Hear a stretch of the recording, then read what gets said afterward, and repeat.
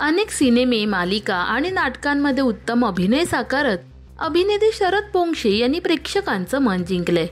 सध्या ते पुरुष या नाटकात काम करतात। त्यांच्यासोबत या नाटकात अविनाश नारकर, स्पृहा जोशी, अनुपमा ताकमोगे, निषाद भोईर, नेहा परांजपे यांच्याही मुख्य भूमिका आहेत। मात्र या नाटकाच्या एका प्रयोगादरम्यान एक भावूक प्रसंग घडलाय।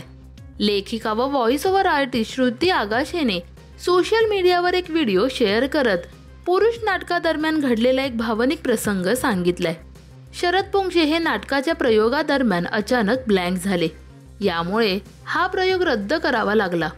हा क्षण त्यांच्यासाठी अतिशय भावनिक होता, पण प्रेक्षकांनी त्यांच्या कलेला दाद देत शरद पोंक्षे यांना साथ दिली।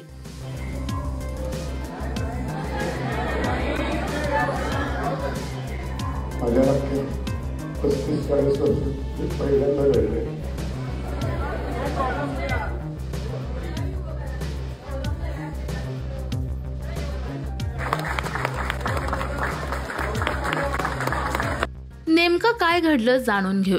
नाटकाच्या प्रयोगादरम्यान अचानक एका प्रवेशानंतर शरद पोंक्षे थांबले। ते म्हणाले, रसिक हो, मी पुरता ब्लँक झालोय, मला काहीच आठवत नाहीये, मला जरा वेळ मिळेल का? सगळ्या प्रेक्षकांनी टाळ्यांचा कडकडाट करून या गोष्टीला संमती दिली। पुढे तो प्रयोग रद्द झाल्याचं घोषित करण्यात आलं, पण प्रेक्षकांच्या विनंतीला मान देऊन शरद पोंक्षे पुन्हा मंचावर आले।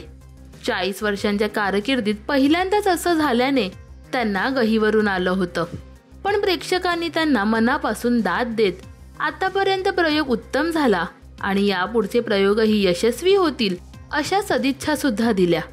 दरम्यान या नाटकातील शरद पोंक्षे यांच्या सहकलाकार अनुपमा ताकमोगे यांनी या व्हिडिओवर कमेंट करत आपल्या भावना व्यक्त केल्यात। त्या म्हणाल्या की मी या प्रयोगाला त्यांच्याबरोबर काम करते। कालच आमचा रात्री हडपसरला प्रयोग होता।